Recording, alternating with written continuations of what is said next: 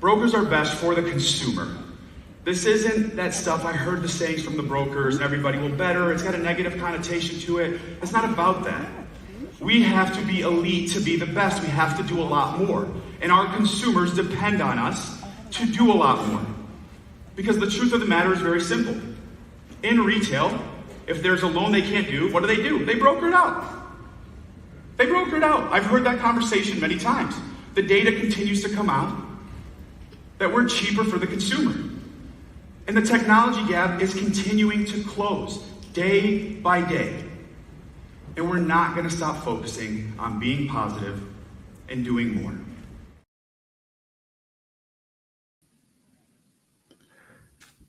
And there you have it as we kick off another episode of One-on-One. I'm so happy to have Jonathon Haddad. He's a guy that's certainly whose star is rising very fast. Chairman, CEO of AIME, also the president of Next Door Lending. How are you, Jonathon? Good, Greg. How are you, sir? I'm great. A lot of people are probably wondering what the hell is a leader in lending doing, talking to a leader in the broker wholesale world. Yes, sir. Yes, sir. I saw some of the comments, man. It's awesome. Yeah, it's pretty incredible. I appreciate you and your willingness to spend a few minutes with me. We had some technical difficulties, but no one needs to know about that. That's why I'm not in my studio.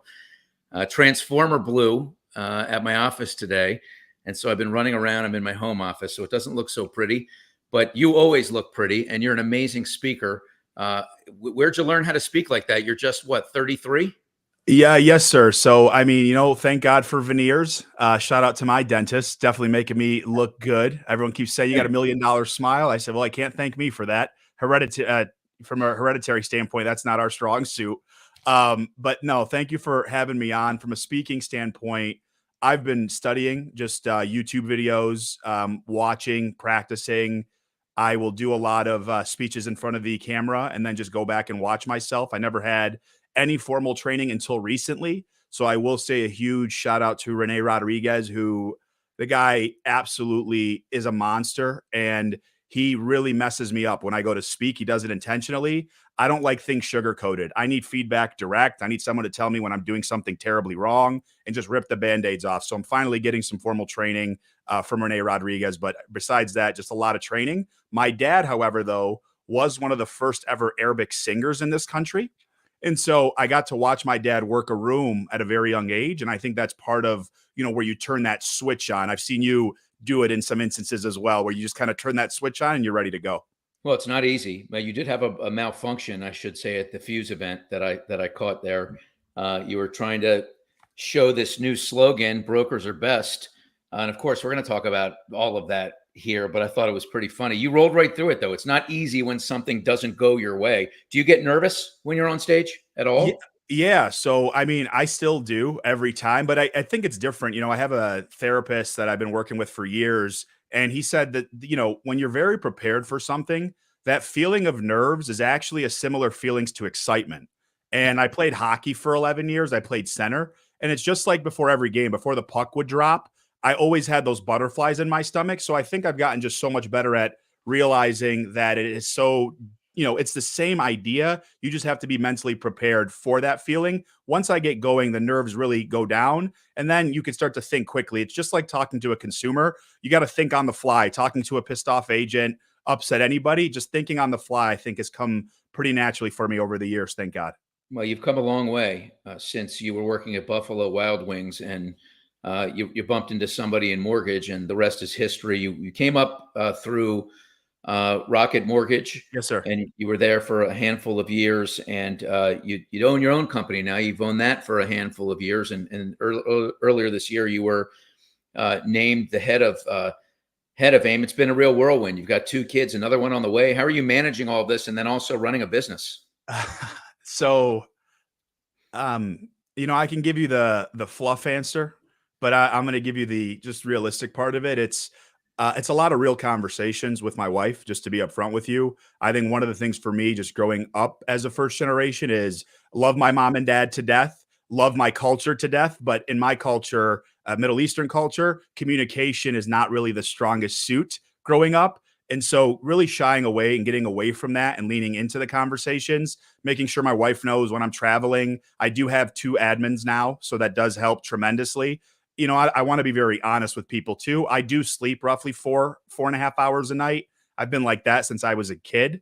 So that's just something that is also in my advantage when it is time to schedule and plan throughout the day. But I work in time blocks. I have certain days scheduled for AIME, certain days scheduled for my loans because I still originate. So certain days for family, but everything is really calculated and managed very, very well at this point. We got to do even better. Honestly, just a lot more conversations have to be had. Well, and you talked about that at the Fuse conference, and one of the things you did when you went through that malfunction was you revealed a slogan: "Brokers are best." Uh, what about brokers are better? Is that a thing of the past? Can we put that to bed? Yes, sir. We can absolutely put that to bed. I feel very confident about that.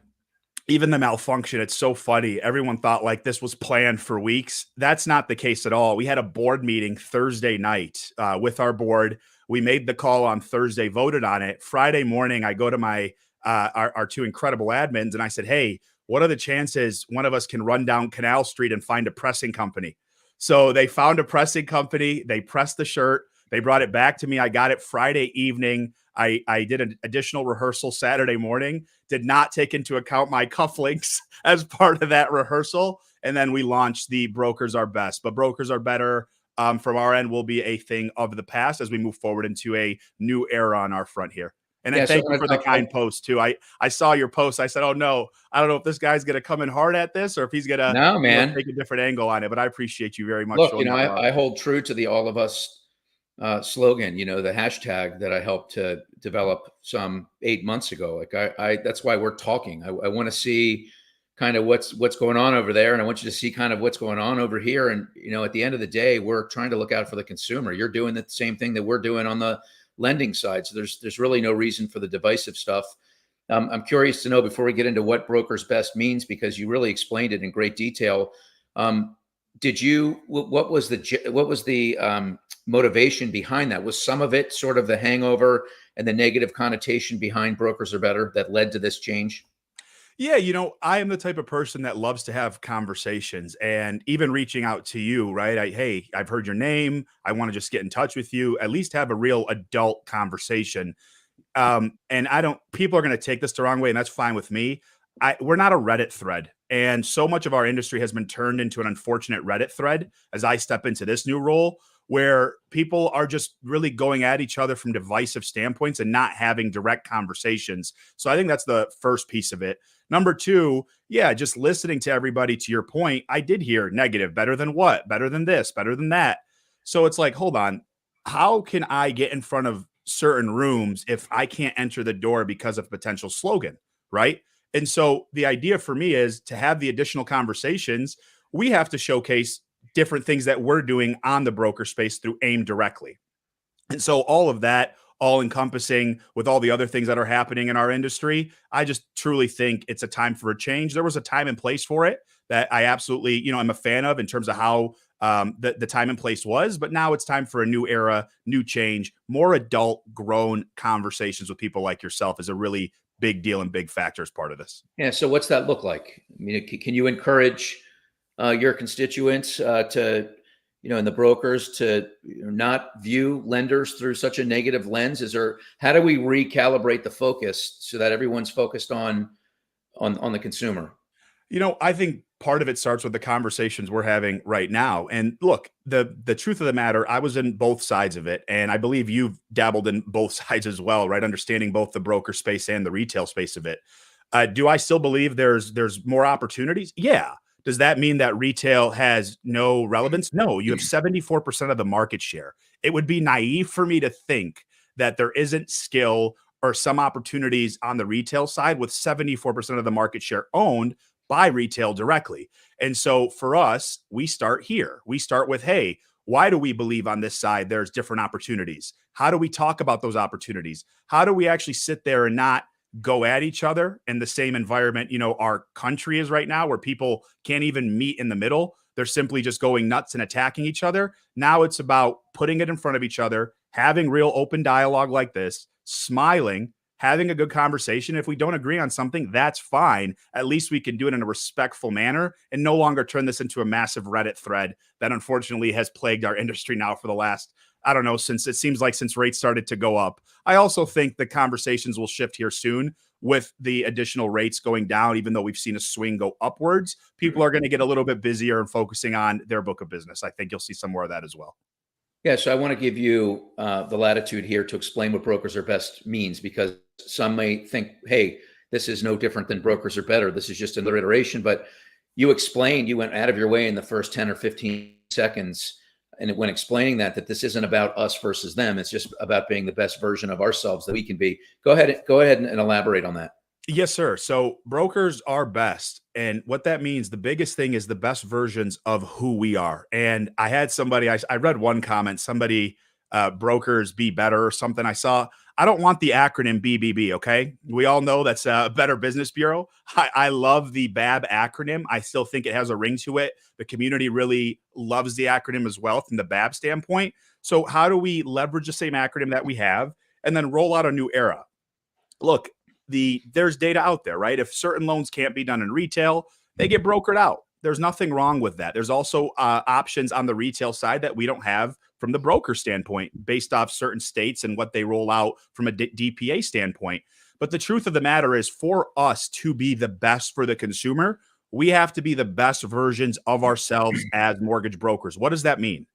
I was in retail for over 6 years. I was in retail at a very high level. I helped build a lot of big picture programs. And so there are things that we have to implement effective immediately. Focusing on processing for our business, focusing on having a cadence for our day, how we stay in touch with our past clients, how we build brand recognition as brokers is another big deal. We need to do so much more as mortgage brokers for us to be the best versions of ourselves. And there's a lot for us to clean up in our own backyards, as opposed to us focusing on other people's backyards. So that's the big focus for myself and our community, as I know there's focuses like that on the retail side as well. So that's the whole ideology behind it. Yeah, I appreciate that. Historically, as rate compression has set in, brokers have been more in vogue. And then when that dissipates, lenders become more in vogue. I've got my own opinion, but I want to know why you think this time will be different, and why brokers will be a little more sticky this time around. Yeah, just from my retail experience, and that's what I talk from is, hey, what did I see on retail that we need to continue to add to our side of it to continue to gain market share on our front as well? Number one, I truly believe it's the ability leveraging technology to stay in front of past clients and consumers. Broker market share generally will own the purchase market share as a whole, yet the refinance market share is owned by retail. And the reason being is the ability to stay in front of these clients at scale. I think the brand recognition is a big piece that brokers have to take full advantage of. How do we have brand recognition? How do you automate that process of staying in front of your past clients? How do you set up drip marketing? So I think that's one of it. And then the second piece of it is calling with the purpose. When I was in the retail side of things and I would structure the days for my LOs, it was very easy to structure and make sure everybody was calling with a specific purpose. Am I calling Greg just to have a conversation? Hey, Greg, it's John just checking in on your mortgage. Or am I calling with the purpose? Greg, hey, it's Jonathon Haddad checking in. I helped close your loan 8 months ago. I just wanted to see how your house has been treating you. Are we calling with an actual purpose? So those are two things. There's a lot more that encompasses that, but those are the two specific things: process and procedures, and then staying in touch and calling with the purpose with our past clients. But that's what I see. I'd love to hear your side of it too on what you're seeing on your end. Well, I mean, I believe that, I give Matt Ishby a lot of credit. Certainly he's faced a lot of criticism, and we're going to cover that here in a minute, but I think he's changed the game with his technology and the advancements there, and just how much easier it is to do a loan. It's much more streamlined now. And it used to be when I would go up against brokers and I would pitch against them, and I was talking to an originator or a branch that could choose one or the other, I would say, look, your loans are going to be in the hands of 20 different underwriters, and you're not going to have any control over your process or even be able to communicate with anybody there. And that's just not the case anymore. So I think those strides have helped to make it so that, brokers are here to stay. And I'm okay with that. I love that. I mean, I know so many people that are on the broker side that are great people. Um, and that's kind of where I want everyone to go, and, speaking of Matt, I don't know Matt at all. You know him very well. So from the outside looking in, he looks like, someone that will just do whatever it takes to win, which is great. Obviously, he's one of the most successful people we've ever seen in our business. But I hold out hope. Everyone tells me I shouldn't, that one day he'll rally around this idea of all of us. One day he'll want to put us all on his back and advocate for the industry in the name of the consumer. How far-fetched is that, and what does Matt like to deal with? So it's funny. It's funny for me because one, I'm in Michigan, and then two, I worked with Dan and was actually in multiple times on his plane and had so many conversations with him. And then talking to Matt briefly, it's so funny. Everyone's like, "You talk to him every day." I'm like, maybe once a month. I actually talked to Eddie Perez. Shout out Eddie Perez, EPM. Love Eddie Perez, EP. Dude, he's such a legend. And then Chris He's the Vincent greatest. from Windsor. These guys have been pouring into me tremendously, but I do have brief interactions with Matt, obviously, and having the conversations with him. I can't sit here and put words in his mouth, so I'm not going to pretend to do that. All I know is I've met 3 billionaires in my life. Okay. Dan, Matt, and Jeff Bezos. I've met all, 3 billionaires, and the Jeff Bezos one's a whole nother story. It was crazy how that even happened. And I got to meet him. But the truth of the matter is these guys that are set on their goals, it's tough to have anything else get in their way. So that's the same conversations I've had with all 3 people. I know it sounds like a political answer because it kind of is, just to be very real with you, Greg, but that's just the truth of the matter with me having these conversations with them. He's all about the consumer winning. I can tell you that, but it's, always going to put the broker first on his end. That's where he's built the business. That's what he's going to stand behind. And those are basically part of the conversations that I've had. So I don't want to put words in his mouth. I don't know if we'll get to that direction. However, I know that with what we're doing, we're really pushing it forward to be about being the best versions of us directly. But I'll tell you some fun stories about Dan and Jeff one day too. I think you'll enjoy them. No, I would like that. I want to stay on Matt for a minute. How much time have you spent with him? I talk to him probably, I would say once a month, maybe just a conversation. In terms of getting to know each other face to face, I'm assuming you've spent some time with him, and you saw him at Fuse. Yeah, briefly, and then he left right after. But no, in terms of like one-on-one conversations, I think I have met with him one-on-one probably twice since I've been rolled out. Like actually sit down and had a conversation with him. That's the honest to God truth. So when you got the job, what was the message from him? Was it crush everyone like a bug? Or was it, let's get more business over to the broker side? Because, you really are taking a lot of liberties here to try and bring us all closer to the middle, which I appreciate. But, the last thing I want to do is sleep like a baby tonight and feel so great about Jonathon Haddad leaving. We all want to work together, and, this is going to be great. And I'm always going to say great things about brokers, and brokers are going to say great things about lenders. And then I wake up tomorrow and I call you and suddenly I'm blocked, I don't want that to happen. Because maybe Matt hears about this and he's like, what were you doing, Jonathon? You're on double secret broker probation. No, man. No, it's so funny. It's okay. I mean, I think everybody always has that like in the back of their head, like, oh no, what's actually happening behind the scenes? No, it's none of that, man. I won't get any of those. The biggest thing that him and I talked about early on, it's the same thing I talked about with Eddie and with Chris Vincent directly. It truly is to bring people together and help them close more loans. So one of the biggest areas I bring to the table is my scripting.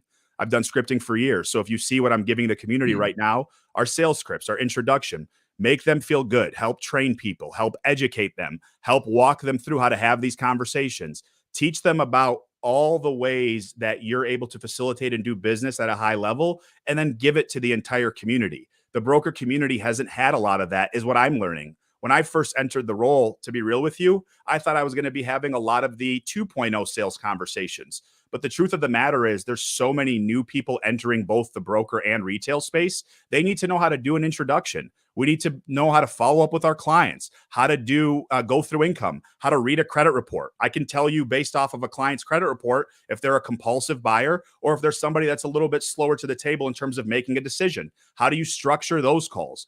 That's truly been the conversations that we're having, and to showcase the broker community in the best light possible. But that's been across the board, to be very transparent with you.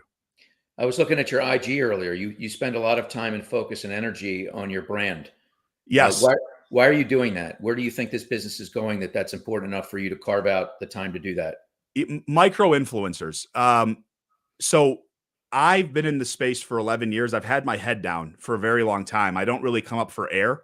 That's just not been my whole take. So entering the social media side of things, I think was a really big deal, especially showcasing to people that, hey, I am in the trenches. I am doing this. And so people want to see these micro influencers. That's what the data indicates since COVID. If you actually go back and look at some of the largest brands in the country, Louis Vuitton being one of them, they've gone all in as opposed to just picking one person that's their brand ambassador. They now have micro influencers inside of the community. So I need to show people that I'm still writing loans. Obviously, my family's a big deal. They need to know I'm not a robot. And that's what we believe will attract additional people into our space directly. They need to see us doing it in the trenches each and every single day. So the social media piece has allowed us to break those walls down. And truly, it's getting us a lot more speaking engagements. And it's putting me in front of a lot of different rooms, even conversations with NAM, which wasn't something, that we were having a lot of conversations with in the past. That's even newer opportunities that are being opened up. And that's the biggest thing, is showcasing to people who I am, what I'm doing, what we're about, and getting me in front of bigger audiences, and God willing, allowing us to talk about what our future plans are for the community and for loan officers alike. So fact or fiction, I've heard this from brokers who have been on both sides. If you want to build a small, comprehensive team and make the most out of the financial opportunity and sell the most competitive rates, you go broker. If you want to build a massive team and have many different layers to that and have a P&L and the upside and the downside, the retail is the way to go. And I've heard this directly from people in both channels, as I'm sure you have. What do you say to that? I think there's something to say to it, and I love the way you're very good at putting these questions together and kind of taking me down a whole move, right? Like a whole movement, which I appreciate, and I'm learning quite a bit. Hey, when you're this old, you gain a little bit of wisdom, as you lose with every hair you lose, you gain a little wisdom. I'm not going to lean forward right now. I'd be too embarrassed. No. Plus the lighting is so horrible in here since I'm stuck at home today. You'll see the grays over here. Those have been growing since I was in the fourth grade. Hey, look, you have a lot of responsibility. I'm not surprised. I'm surprised that you're not all gray at this point. No, I think I'm probably 2 years out from an all gray. Answer the question. Sorry. No, man. No, you're good completely. So look, that's the infrastructure that we're talking about, that the broker community, for us to gain the additional opportunities there, we have to be the best versions of ourselves. You can't sit there and argue that there isn't infrastructure on retail. I was in the retail space for 6 years at Quicken Loans, right? The infrastructure that we had there was good infrastructure, and I'm not going to pretend that it wasn't. Now it's a matter of, can we do it with inside of our margins, inside of the broker space, because we are capped to specific margins that we have to abide by from a government standpoint in terms of legalities. So I believe there is opportunities there with the scale and growth of third-party processing companies. But to your point, retail has had that locked and loaded for some time, and they have an assembly line model built. If you just look at the data, purchase is owned by mortgage brokers, but refinances is not. Why is that? It's because of exactly what you talked about. Now, I do believe there's opportunities to open that door up significantly, and that is going to be a real focus that I have. But I don't think I don't think what you're saying is completely out of this world and far-fetched. I think that'd be naive for me to think that. Truth to it, yeah. Truth to it. Some truth to it. There's some truth to it. There's some I'm real. not asking you for a percentage. Don't worry. I'm not going to back you into a corner. No. There's some truth to it. I mean, look, it's 74% market share. I can't sit here and pretend that looking at the data, you have to look at the data. You cannot sit there and do this without looking at the actual information. All right. Now, how do we close that gap? And that's the focus for us. All right, let's keep it moving here, because you worked at Quicken. You have a relationship with Matt Ishbia. Obviously, it's been pretty public that those two organizations haven't seen eye to eye and have been at odds. To the degree that they have, I'm not going to ask you that question. But how do you juggle that? How do you juggle that and stay out of that noise, since your responsibility is to the entire community? When a broker, for instance, calls you and says, "Look, I'm new to the space. I'm thinking of going to Rocket or UWM. Give me the real, right? Like, I know you're going to say whatever's best for you, but can you peel back one more layer for me on that?" No, I wouldn't say whatever is best for you. I would have a real conversation with them. I still have friends that work at Rocket Mortgage, right? that doesn't mean I agree with their business model. I look at their earnings report. I see what they're charging on the retail side versus the wholesale side. Close to a 450 margin is what they want to charge on the retail. And that's public knowledge. That's not a bad thing. I get they have to do what's best for their business. That's the biggest thing that I understand is people are going to set up their business the way that's going to absolutely put the most food on their table for them and their investors. There's nothing wrong with having that mentality and that approach. The biggest thing for me is, hey, understand what it means for you and what you lose going into that kind of atmosphere, because I was there for so long. And so it's having that real conversation about your brand building, about the fact that, hey, you don't get those options. And that's a real thing that we didn't get access to. That's just not the business model that they have. You can see the amount of loans that they did. They did more cash out refinances than the entire mortgage broker community combined. One company. That's a fact. So I would have those real conversations about what they're looking to do long term. Okay. And so that's something I would do. So I was watching one of the interviews that you did, and you were talking about the fact that brokers have so many options. It'll get a little hotter in here, but not too hot, I promise. Oh, don't worry. No, I know you're good, man. Plus, you're a massive human being. You're like Rock of Gibraltar. I'm not going to mess with you. I don't want to get squashed. I'm just this little pissant here, so I'm going to be very careful. But you mentioned that as a broker, you've got so many options. Obviously, the Hunter Brooks story came out around UWM and so on and so forth, and there was data that seemed to be supported that many brokers were sending mostly all of their stuff, the majority of their stuff, to one place. Does that back up the message that brokers are better brokers are best because one of the reasons is they've got so many options, so many tentacles to how they shop? When you see that and you see someone marketing like that, and then you look at a book and you see that book is 90+% the same wholesale lender, what say you? I'm a little different. So for me, I fall right at about 60% of my company's personal book of business, and we're doing roughly about 250 to 300 transactions on a monthly basis from a consumer standpoint.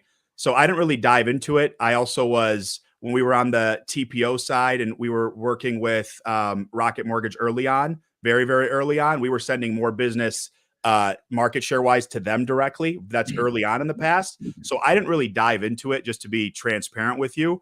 My book of business is very different. I just kind of focused on my company personally. We didn't fall anywhere close into that realm. So I think it's a bit different, but I hadn't really had many conversations with anybody else that fell in a different threshold. But I knew somebody sent me a link that you can kind of look up. I don't know if it was like a company on MLS or somebody's on MLS to see the book of business sent. But honestly, I didn't dive into it because, quite frankly, we weren't close personally. So I didn't really spend any time diving into it. What would you say to a broker, though, who closed 200 loans in a year and 190 of them went to the same wholesale lender? What would you say, given the fact that you're out there saying, hey, I'm leading this organization. One of the strong points is we shop a bunch of different lenders. Was it the best for the consumer? I think it's the same thing I tell my team every single time. If you truly believe it's the best for the consumer, stand your ground. If there was other opportunities there, that's a conversation that we have to have across the board. It's that simple for me.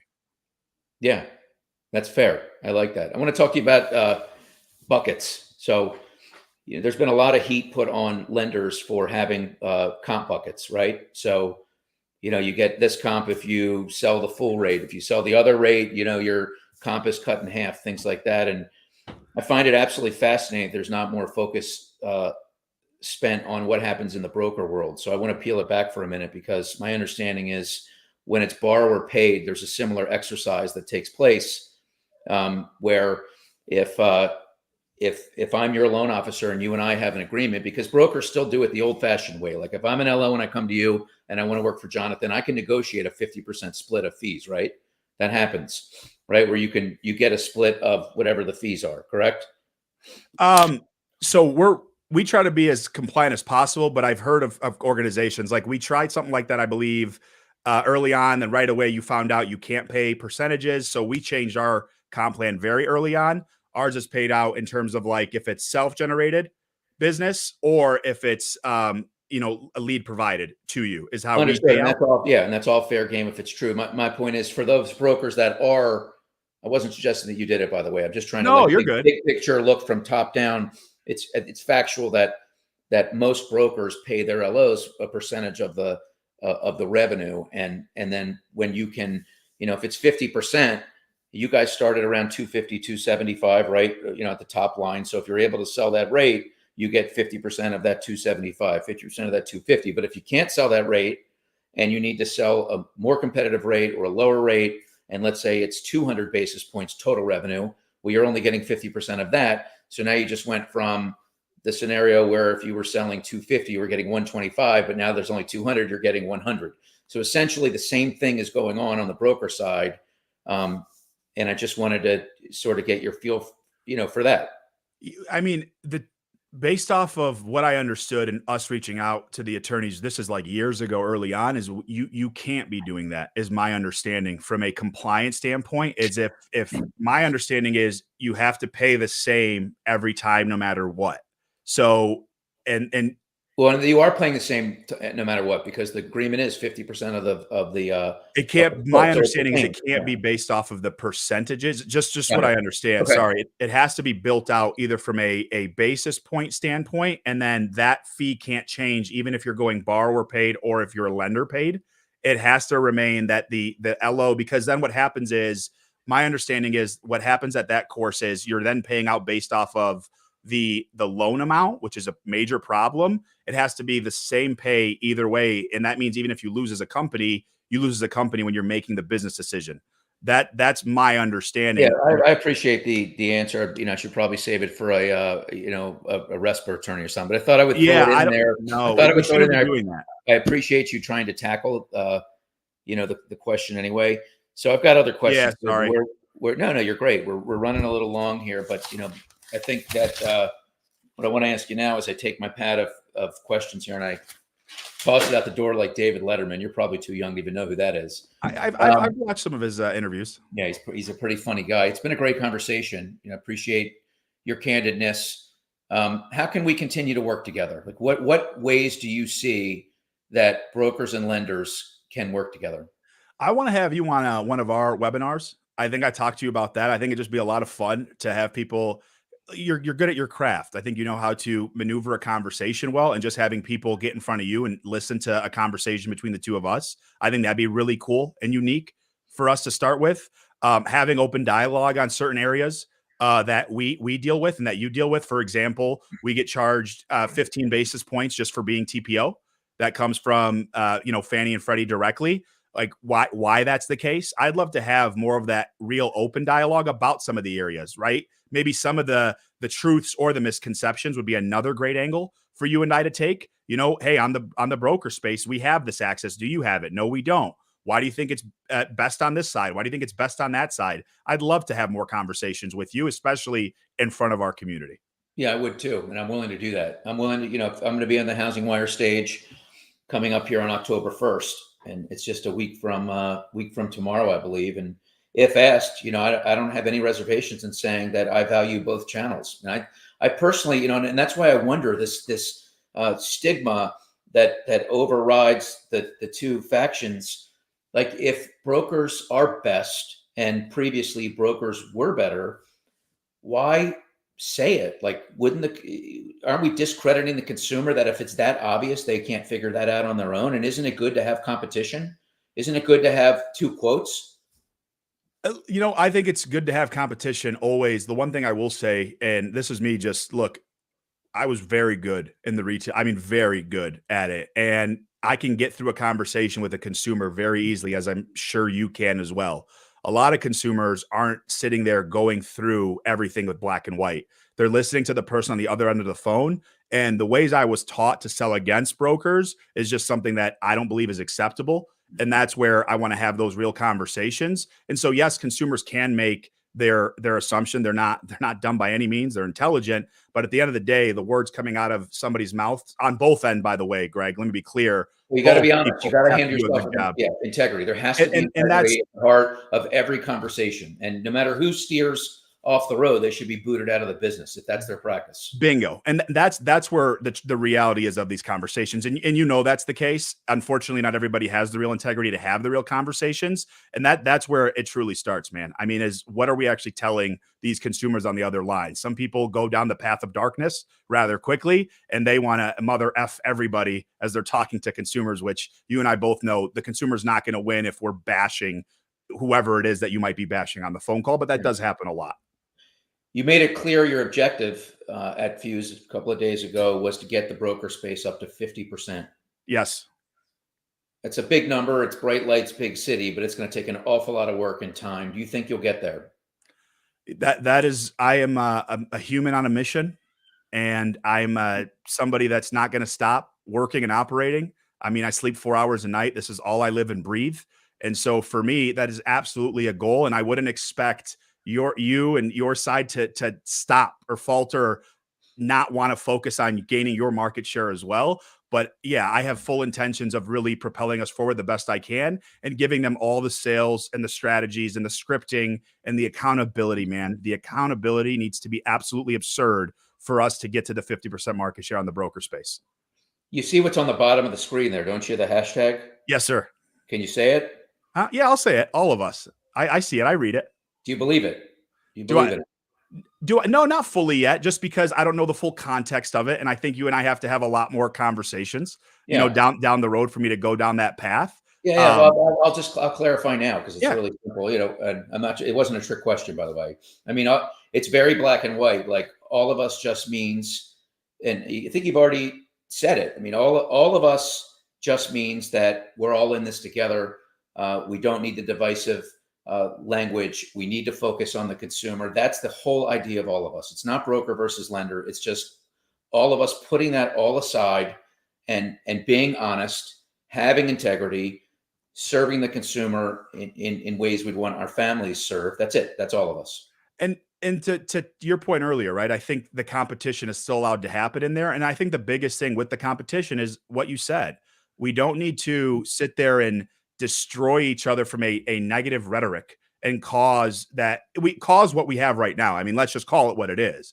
That's what I don't want to have happen, but that doesn't mean we can't compete. Like, I want to compete against you, and I hope you feel the same way. Absolutely. No, but I want to diffuse the nastiness, Oh, Greg, I'm so with you, man. Like, I don't have time for it. I have my, as I described to all of us, you've already said that you're in for all of us. So even if you don't say I'm all about it, then the other thing I want to do is when I meet you, yes, sir, I am going to wear a Brokers Are Best t-shirt.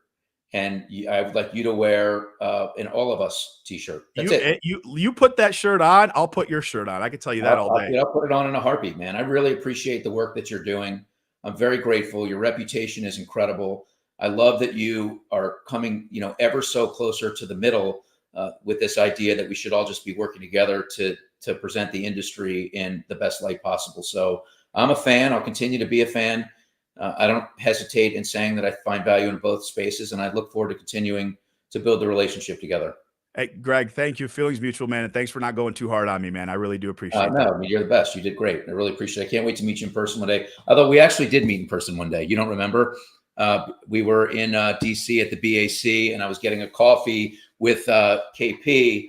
And you in the morning, I do remember. Yeah, you were zipping by, and it was a very, very quick meeting.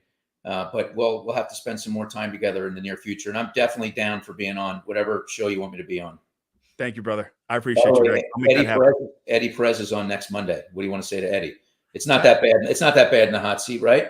No, man, it's easy. It's all conversations. You're just good at you're good at your craft. I mean, it's that simple. I would tell Eddie to Eddie already knows, man. Be himself and have some fun. Eddie already knows. All right. Well, I appreciate you so much, Jonathon Haddad. Have a great week. We'll talk to you soon. Take care. All right. That's it for Jonathon. Next week, I will return. Well, not next week. Next week, I'll be at Housing Wire, but the week after that, with any luck, I'll have my Wi-Fi all straight, and I won't be working from my home office. I really appreciate your time, everyone. That was a great conversation. I really enjoyed it. Please give me feedback. Share the podcast. Be on here more often every Monday, 1 p.m. Eastern. Until next time, so long.